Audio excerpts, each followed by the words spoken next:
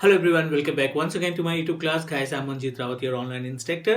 Vim 11 की series हमने recently add की अपने टीच मी क्लाउड के YouTube चैनल पे. अगर आप प्लेलिस्ट में जाके चेक करेंगे तो आई थिंक हमने 4 to 5 different video already upload कर चुके हैं. लास्ट सेशन में हमने बात की थी बैकअप रिपोजिटरी के बारे में.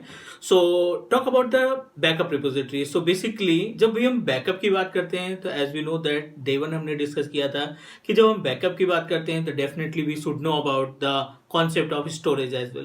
क्योंकि जिस भी पर्टिकुलर सर्विस का आप बैकअप लेंगे, जिस भी पर्टिकुलर फाइल या फोल्डर या वर्चुअल मशीन का बैकअप लेंगे, you need to put somewhere ना. आपको किसी ना किसी स्टोरेज की हेल्प लेनी पड़ेगी. जिस स्टोरेज की हेल्प से आप अपने वर्चुअल मशीन की फाइल को या डॉक्यूमेंट को या आप अपने नॉर्मल फाइल्स को स्टोर करने का काम करेंगे. So we have already discussed about the backup repository, जिसमें से लोकल प्रोटोकॉल का इस्तेमाल करके, local in the sense SMB protocol हो गया, आईएसकेसी प्रोटोकॉल हो गया, या फिर अदर एनएफएस प्रोटोकॉल हो गया, जिसकी हेल्प से हम लोकल इन्वायरमेंट में जो स्टोरेज अवेलेबल है उसको सेलेक्ट करके अपने Vim 11 के साथ अटैच करने का काम करते हैं.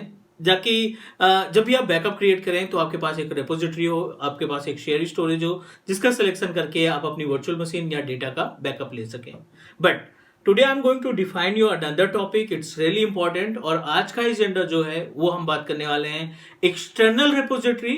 Because backup repository and external repository दो डिफरेंट ऑप्शन होते हैं हमारे पास स्टोरेज को सेलेक्ट करने के लिए. और एक्सटर्नल रिपोजिटरी का काम as per the name suggest means जहां पर हम अपने लोकल इन्वायरमेंट में किसी भी स्टोरेज का इस्तेमाल नहीं करेंगे. We need to select the storage जो कि क्लाउड हमें प्रोवाइड करेगा, जो हमारे पास क्लाउड सर्विस प्रोवाइडर है, लाइक अमेजन हो गया, गूगल क्लाउड हो गया, या एज्योर की बात करें, हम इनमें से किसी एक प्लेटफॉर्म को सेलेक्ट करेंगे and will create a storage account. जो भी सर्विस होगी उस पर्टिकुलर क्लाउड प्रोवाइडर के पास, उन क्लाउड प्रोवाइडर की सर्विस का सिलेक्शन करके उनके स्टोरेज का इस्तेमाल करके हम अपने ऑन प्रोमाइसेस के Vim बैकअप से अटैच करने का काम करेंगे. तो गाइज दिस इज एजेंडा. आज की क्लास का ये एजेंडा है और हम आपको प्रैक्टिकली गाइड करने वाले हैं कि किस तरीके से आप अपने एज्योर पोर्टल के ऊपर स्टोरेज अकाउंट तैयार करके ऑन प्रोमाइसेस में कॉन्फ़िगर किए हुए Vim बैकअप को आप अटैच करा सकते हैं अपने एज्योर स्टोरेज के ब्लॉब स्टोरेज से. Right, so like that in case of Amazon, you know that we have option to put our data in S3 bucket. Google के केस में भी अपने पास स्टोरेज है जिसकी हेल्प से जिसका यूज करके हम अपने ऑन प्रीमाइसेस के Vim बैकअप को स्टोर कर सकते हैं, कनेक्ट कर सकते हैं. और जो भी डेटा हमें बैकअप कॉन्फ़िगर करना है, जिस भी डेटा का बैकअप कॉन्फ़िगर करना है, फाइल या फोल्डर के बैकअप कॉन्फ़िगर करना है, हम आसानी से अपने क्लाउड प्रोवाइडर का स्टोरेज सेलेक्ट कर सकते हैं.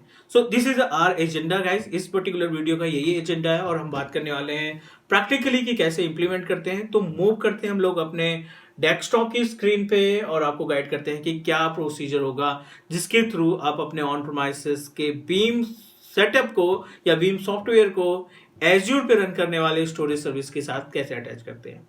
चलिए मूव करते हैं अपने पास पोर्टल पे and discuss about the procedure. Okay everyone, so हम आ गए डेस्कटॉप की स्क्रीन पे. जैसा कि हमने डिस्कस किया है कि जब भी आप Vim बैकअप में रिपोजिटरी की बात करते हैं, स्पेशली बैकअप रिपोजिटरी की, तो we have a two different way to configure और क्रिएट रिपोजिटरी. एक तो जो आपने लोकल इन्वायरमेंट में सेटअप कर रखा है स्टोरेज का, इट मे बी SAN या NAS या SMB फोल्डर आपने शेयर कर रखा है, उसको भी आप एज ए बैकअप रिपोजिटरी इस्तेमाल कर सकते हैं. साथ ही साथ अपने पास मल्टीपल ऑप्शन है. मल्टीपल ऑप्शन में जैसे if you want to put your data, आप रेंट पे कुछ स्पेस परचेज करना चाहते हैं, बिकॉज ऑन प्रीमाइसेस के केस में तो आपको स्टोरेज इंप्लीमेंट करना पड़ेगा. Means we need to put our storage, एक हार्डवेयर डिवाइस को इंप्लीमेंट करना पड़ेगा, हार्डवेयर स्टोरेज को इंप्लीमेंट करना पड़ेगा. बट आप प्लान कर रहे हो कि चलो ठीक है, अभी हम रेंट पे ले लेते हैं, रेंट पे परचेज कर लेते हैं स्टोरेज को, एंड आफ्टर दैट जब हमारा बजट सही होगा या फिर जब रिक्वायरमेंट पड़ेगी ऑन प्रीमाइसेस पे, then we will manage with the help of on premises storage.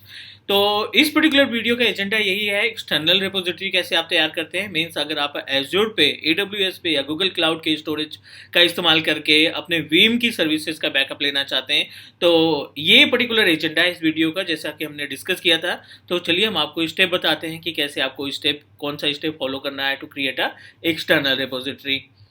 आ जाते हैं अपने ऑन प्रोमाइसेस मशीन पे, और ये सर्वर 2012 ऑपरेटिंग सिस्टम है जिस पे हमने Veeam 11 backup and replication software को इंस्टॉल कर रखा है। फटाफट इसको ओपन करा लेते हैं। इसके पहले वाली वीडियो अगर आपने चेक किया होगा तो हमने एसएमबी प्रोटोकॉल की हेल्प से हमने अपने बैकअप रिपोजिटरी को कॉन्फ़िगर किया था। But now I am going to show you कि किस तरीके से आप अपने एज्यूर स्टोरेज या AWS स्टोरेज या फिर गूगल क्लाउड स्टोरेज की सर्विस को अपने Veeam 11 के साथ अटैच करने का काम करते हैं। मीन्स कि जब भी आप अपने एज्योर के स्टोरेज या AWS के स्टोरेज को Veeam 11 से अटैच कर देते हैं, इट मीन्स दैट जो भी बैकअप आप कॉन्फ़िगर करेंगे, जिस भी फाइल का बैकअप या वर्चुअल मशीन का बैकअप आप कॉन्फ़िगर करेंगे, वो इनडायरेक्टली आपके क्लाउड पोर्टल पे जाएगा। करेक्ट।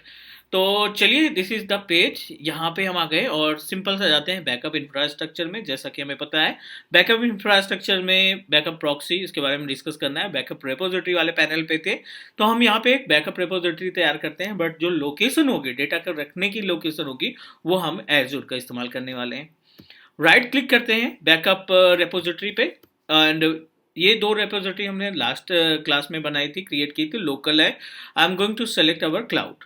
तो ऐड बैकअप रेपोजिटरी पे हमने क्लिक किया और यहाँ पे मल्टीपल ऑप्शन दिखाई पड़ रहे हैं। लास्ट ऑप्शन देखिए, आपको एक मिल रहा है object storage. So object storage का वो ऑप्शन, ये वो प्लेस है जहाँ से हम अपने क्लाउड पे जो स्टोरेज सर्विसेज, जो क्लाउड प्रोवाइडर हैं, उनकी स्टोरेज का हम इस्तेमाल करने वाले हैं। S3 बकेट यूज कर सकते हो आप, राइट। आप गूगल क्लाउड स्टोरेज यूज कर सकते हैं, IBM का ऑब्जेक्ट स्टोरेज, या फिर एज्योर का जो ब्लॉब स्टोरेज है उसका हम इस्तेमाल कर सकते हैं। तो हमने एज्योर स्टोरेज सेलेक्ट किया और यहाँ पे एक ऑप्शन दिखाई पड़ रहा है एज्योर ब्लॉब स्टोरेज। सेलेक्ट करिए आप। एज्योर ब्लॉब स्टोरेज में कोई सा भी नाम दे देते हैं, लाइक हम यहाँ पे टाइप कर देते हैं एज्योर स्टोरेज, क्योंकि हमने प्लान किया है एज्योर स्टोरेज पे क्रिएट करने के लिए। नेक्स्ट करेंगे, and this is the one of important topic जहाँ पे आपको मैनेज क्लाउड अकाउंट्स की का ऑप्शन दिखाई पड़ रहा है। यहाँ पे हम अपने जो भी एज्योर का पोर्टल है, जो भी हमने स्टोरेज अकाउंट बना रखा है एज्योर पोर्टल के ऊपर, उस अकाउंट को यहाँ पे एसोसिएट करेंगे। यहाँ पे हम उसको उसके क्रेडेंशियल को प्रोवाइड करने वाले हैं।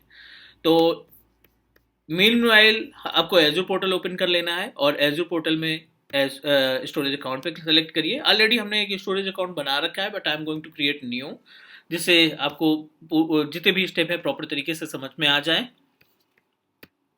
कोई से भी आप सेलेक्ट कर लीजिए रिसोर्स ग्रुप, ये आपके ऊपर डिपेंड करता है। नाम दे दीजिए Veeam स्टोरेज।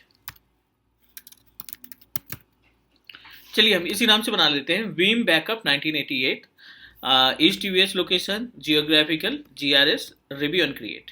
ठीक है, ये हम स्टोरेज का प्लान कर रहे हैं। ये हमारा एज्योर का स्टोरेज बनेगा with name of backup Veeam backup 1988। This is the storage account, और इसमें यू नो दैट कि we have option to create a container, और कंटेनर में हम n number of data upload कर सकते हैं ऑन प्रोवाइसेस से या दूसरे किसी क्लाउड प्रोवाइडर की हेल्प से। तो पहला स्टेप हमने क्या किया, अपने Veeam बैकअप को ओपन किया। दूसरे स्टेप में हमने एज्योर पोर्टल ओपन किया और एज्योर पोर्टल के ऊपर एक स्टोरेज अकाउंट तैयार कर रहे हैं, और इस स्टोरेज अकाउंट को हम एसोसिएट करने वाले हैं अपने ऑन प्रीमाइसेस पे रन करने वाले रेपोजिटरी, यानी जो Veeam बैकअप 11 में रेपोजिटरी का ऑप्शन है उसके साथ हम इसको एसोसिएट करने वाले हैं। थोड़ा सा वेट कर लेते हैं, क्योंकि इसमें आपको क्रेडेंशियल प्रोवाइड करना पड़ेगा। अकाउंट की डिटेल तो नहीं जाएगी, but you need to provide the information about your storage account.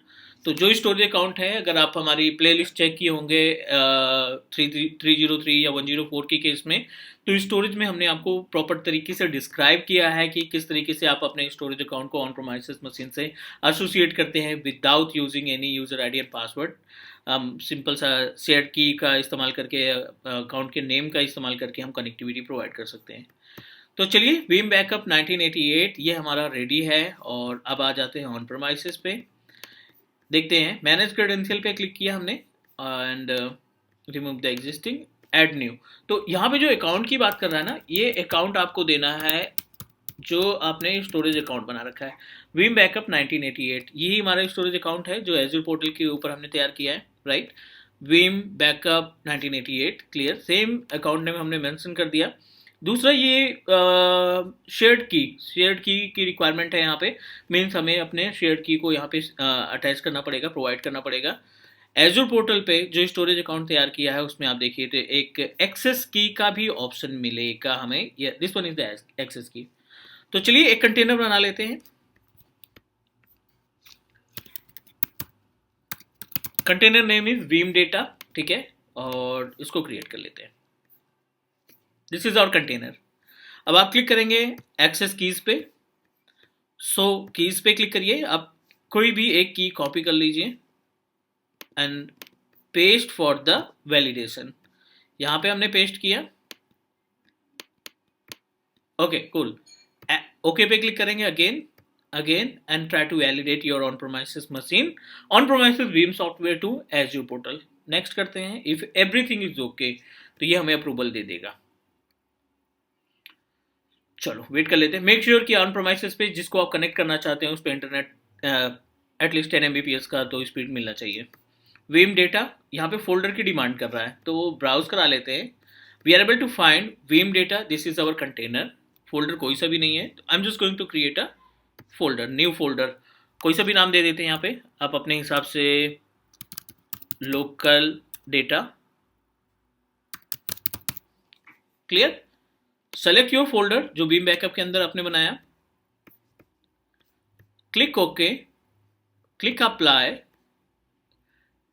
Try to communicate with on premises to Azure portal. Everything is fine, अभी तो यहाँ पे कोई भी एरर नहीं आया, just need to click finish. So we are able to create one storage associated with Azure portal। तो अब देखिए यहाँ पे Azure storage इसका लुक ही अलग आ रहा है, इस रिपोजिटरी का लुक ही अलग आ रहा है। And we are able to find the storage. कोई भी डेटा अभी हमने अपलोड नहीं कर रखा है इसमें। कैपेसिटी भी हमने नहीं डिसाइड की, हम कैपेसिटी डिसाइड कर सकते हैं। So this is all about how to create a repository, means cloud की क्लाउड स्टोरेज का इस्तेमाल करके कहते हैं Veeam11 के ऊपर उसको एसोसिएट करते हैं।